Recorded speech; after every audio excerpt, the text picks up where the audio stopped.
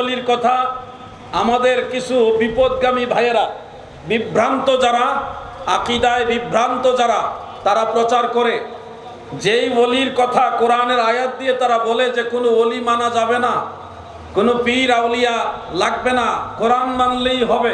কথাটা শুনতে ভালো কিন্তু উদ্দেশ্য খারাপ। তারা যে আয়াতে কারিমা কুরআনুল কারীম থেকে নিয়ে আসেন, সেই আয়াতের মধ্যেও ওই কথাটা আছে। সূরা আরাফের 3 নম্বর আয়াতে সেখানে আল্লাহ তাআলা বলেছেন, ইত্তাবিউ মা উনজিলা ইলাইকুম মির রাব্বিকুম ওয়া লা তাত্তাবিউ মিন দুনিহি আউলিয়া কালিলাম মা তাযাক্কারুন। তোমাদের প্রতি তোমাদের রবের পক্ষ থেকে যা নাজিল করা হয়েছে তোমরা তার অনুসরণ করো, অর্থাৎ কোরআনের অনুসরণ করো। ওয়ালা তাত্তাবিউ মিন দুনিহি আউলিয়া, আল্লাহ ব্যতীত কোনো আউলিয়ার অনুসরণ করো না। এই আয়াতে আমাদের এই যে তরুণ প্রজন্ম, আমাদের নওজোয়ান যুবক ভাইরা যারা আছেন, ওনারা যদি আয়াত শুনেন আল্লাহ তাআলা বলছে কোনো আউলিয়ার অনুসরণ করবে না, তাহলে ওনারাও চিন্তিত হয়ে যাবে, হায় তাহলে তো সুন্নিরা ভণ্ড, কোরআন বিরোধী, নাউজুবিল্লাহ। এই ধরনের একটা চিন্তা মাথায় ঢুকে যাবে যে কোরআনে আল্লাহ বলতেছে, আল্লাহ তাআলা বলতেছে কোনো আউলিয়া মানা যাবে না, আর আমরা পীর আউলিয়ার পিছে পিছে দৌড়াই, তাহলে এটা কোরআনের সাথে কন্ট্রাডিকশন হয়ে যাচ্ছে। আমাদের তরুণ প্রজন্ম যারা, তারা মনে করবে আমরা সুন্নিরা মনে হয় ভুল পথে আছি। আসল বিষয়টা হলো এরকম যে আল্লাহ তাআলা যেই আউলিয়ার অনুসরণ করতে নিষেধ করেছেন, এটা আল্লাহর আউলিয়া নয়, এটা শয়তানের আউলিয়া। এটা যে শয়তানের আউলিয়া কিভাবে পার্থক্য করবেন? আপনি কোরআনের আরেকটা আয়াত লক্ষ্য করেন, সূরা ইউনূস ৬২ নম্বর আয়াত।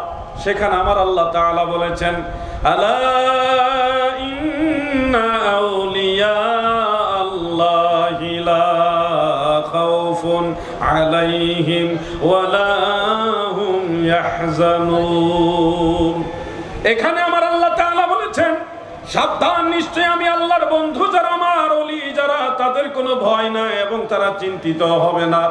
একটু খেয়াল করে দেখেন, এখানেও আউলিয়া শব্দটা আছে, কিন্তু আউলিয়া শব্দের সাথে আল্লাহ শব্দকে ইজাফত করা হয়েছে, সম্বন্ধ করা হয়েছে। ইন্না আউলিয়া আল্লাহ, আউলিয়া শব্দের সাথে কার নাম লেখা? আল্লাহর নাম লেখা। তার মানে এই আউলিয়াটা নিঃসন্দেহে আল্লাহর আউলিয়া। যে আউলিয়ার ভয়ও নাই, চিন্তাও নাই, সেই আউলিয়া কার? আল্লাহ। বলেন কার? আল্লাহর আউলিয়া। এবার আমরা আরেকটা আয়াতে কারিমার একটা অংশ থেকে সূরা আরাফের 3 নম্বর আয়াতে যে আউলিয়ার অনুসরণ করতে নিষেধ করা হয়েছে, এটা ক্লিয়ারলি বুঝি। ওখানেতে বলছে ওয়ালা তাত্তাবিউ মিন দুনিহি আউলিয়া, আল্লাহকে বাদ দিয়ে কোনো আউলিয়ার অনুসরণ করবে না। তাহলে যে আউলিয়ার অনুসরণ করা নিষেধ, সেই আউলিয়া আবার কোন আউলিয়া? আল্লাহ তাআলা বলেন, ওয়াল্লাযীনা কাফারু আউলিয়াহুমুত তাগুত, যারা কুফরি করে, যারা কাফির, তাদের আউলিয়া হলো তাগুত। তাগুত মানে শয়তান। তার মানে বোঝা যাচ্ছে এই জমিনে আল্লাহ দুই ধরনের আউলিয়া রাখছে।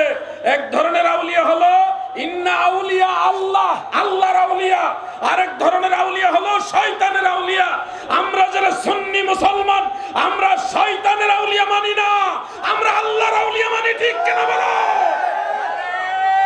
তাকবীর, নারে রিসালাত, নারে তাওসিয়া, নারে সুন্নাত ওয়াল জামাত, জিন্দাবাদ।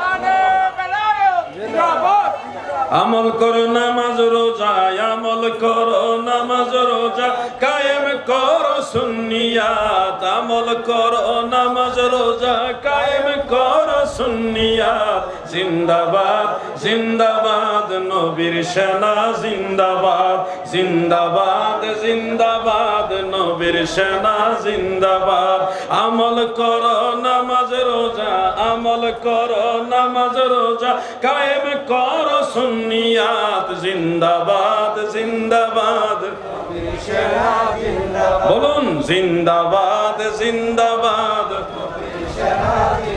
তাহলে যুবক ভাইরা, আপনারা কি বুঝতে পারছেন যে একটা শয়তানের আউলিয়া আর একটা আল্লাহর আউলিয়া?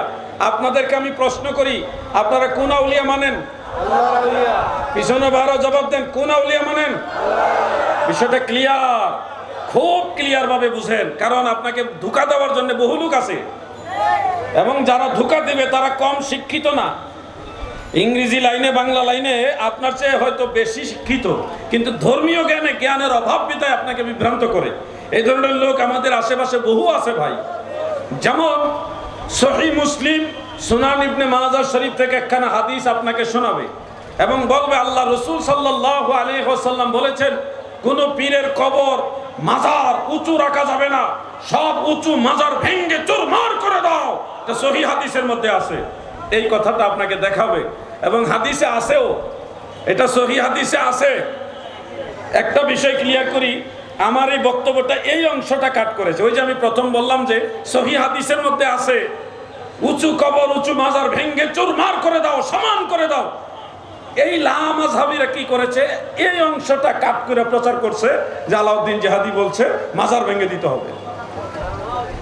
কত বড় ধোঁকাবাজেরা! আমি বক্তব্য দিয়েছি এবং তাদের ভুল যে ব্যাখ্যাটা, সেটা আমি সঠিক ব্যাখ্যা সহিহ হাদিসের আলোকে তুলে ধরেছি। সম্পূর্ণটা তারা উল্লেখ না করে ওই যে মাঝখানে বলছি সহিহ হাদিসের মধ্যে আছে উঁচু কবর ফেলে ভেঙ্গে চুরমার করে দাও, সমান করে দাও। তাদের এই কথাটা শুধু পছন্দ হয়েছে, তাদের পক্ষে গেছে, তো এটা কাট করে আলাউদ্দিন জিহাদি কিছু মাজার ভাঙতে হবে। কি কায়দারে দেখছেন ধোঁকাবাজেরা! আসল বিষয়টা হলো আপনাদেরও জিনিসটা জানা দরকার, বিশেষ করে আমাদের এই যুবক ভাইরা যারা, তরুণ প্রজন্ম যারা বা জেনারেল শিক্ষিত যারা আছেন, আপনাদের এই বিষয়টা খোলাসা হওয়া দরকার, ক্লিয়ার জানা দরকার। সহিহ মুসলিম সুনান ইবনে মাজাহ সহ সুনান আবি দাউদে আরো অনেকগুলো কিতাবে হাদিসটা উল্লেখ। শেরে খোদা হযরত আলী রাদিয়াল্লাহু আনহু একজন তাবেঈকে আদেশ দিলেন উঁচু কবর পেলে ভেঙ্গে সমান করে দিবে, কেননা আল্লাহ রসুল আমাকে এই মর্মে আদেশ দিয়েছিল। অর্থাৎ আল্লাহ রসুলের আদেশ হলো উঁচু কবর পেলে ভেঙ্গে সমান করে দিতে হবে। আমার দাদু ভাইরা গো, এই হাদিস শরীফ যদি আপনাদের সামনে তুলে ধরে আপনারাও চিন্তিত হয়ে যাবেন। দয়াল নবীজি বলেছেন উঁচু কবর ভেঙ্গে ফেলতে হবে, আমরা নবীর আদেশ অমান্য করব কিভাবে? নবীজির কথা অমান্য করে কেন উঁচু কবর করতেছে, এই চিন্তা আপনার মাথার মধ্যে ঢুকতেও পারে। আমি আজকে স্পষ্ট করে দেই, এই যে উঁচু কবরগুলি ভাঙ্গার জন্য প্রিয় নবীজি বলেছেন এই কবরগুলি কাদের কবর ছিল, এটা সুস্পষ্টভাবে সহিহ বুখারীর মধ্যে উল্লেখ রয়েছে। হযরত আনাস ইবনে মালিক রাদিয়াল্লাহু আনহু থেকে বর্ণিত, দয়াল নবী যখন মদিনা মুনাওয়ারায় মসজিদে নববী শরীফ তৈরি করবেন, তখনও মসজিদে নববী তৈরি হয় নাই। যেই জায়গাটা দয়াল নবীজির মসজিদ তৈরি হয়েছে, ওই জায়গার মধ্যে কিছু খেজুর গাছ ছিল, কিছু উঁচু উঁচু টিলা ছিল, আর ইয়াহুদীদের উঁচা উঁচা কবর ছিল। আমার নবীজি সাহাবীদেরকে উদ্দেশ্য করে বললেন, তোমরা এই উঁচু কবরগুলিকে ভেঙ্গে সমান করে দাও, এই খেজুর গাছগুলিকে কেটে দাও, উঁচু টিলাগুলিকেও সমান করে দাও। এই আদেশ দেওয়ার পরে সাহাবাই কারাম খেজুর গাছগুলি কাটলেন এবং এই গাছগুলি মসজিদ নববীর খুঁটি বা পিলারের কাজেই লাগালেন। উঁচু জায়গাগুলি ভেঙ্গে সমান করে দিলেন যেন নামাজ পড়তে সুবিধা হয়। আর ইহুদিদের সেই উঁচু উঁচু কবরগুলি বা উঁচা মাজারগুলি, তাদের ভাষায় বলছি আর কি, ওই উঁচু কবরগুলি ভেঙ্গে সমান করে দিলেন। এই হলো সহিহ বুখারীর হাদিস। আর উঁচু কবর ভেঙ্গে সমান করে দাও, ওটা হলো সহিহ মুসলিমের হাদিস। দুইটা হাদিস একসাথে মিশাইলে বোঝা যায় আমার দয়াল নবী যাদের কবর ভাঙ্গার আদেশ দিয়েছেন, এই কবরগুলো কোনো সাহাবী কোনো মুসলমানের কবর ছিল না। এই উঁচু উঁচু কবরগুলি ছিল ইহুদিদের কবর। আমার দাদু ভাইরা, সেই ইহুদিদের উঁচু কবর ভাঙ্গার হাদিস এনে আপনার আশেপাশের ভাইরা বলবে মাজার ভাঙ্গা দাও। আল্লাহ রসুল বুঝাইলেন কি আর তারা বুঝছে কি? চাচার কবর এক জায়গায়, চাচি কান্দে আরেক জায়গায়। আর আল্লাহ রসুল সাল্লাল্লাহু আলাইহি ওয়াসাল্লাম বলেছে ইহুদিদের কবর ভেঙ্গে সমান করে দাও। সেই ইয়াহুদ নাসারাদের কবর ভাঙ্গার হাদিস এনে যারা আল্লাহর ওলিদের মাজার ভাঙতে চায়, এরা আল্লাহর ওলিদের শত্রু, এরা আমার আল্লাহর শত্রু। ঠিক কিনা বলো?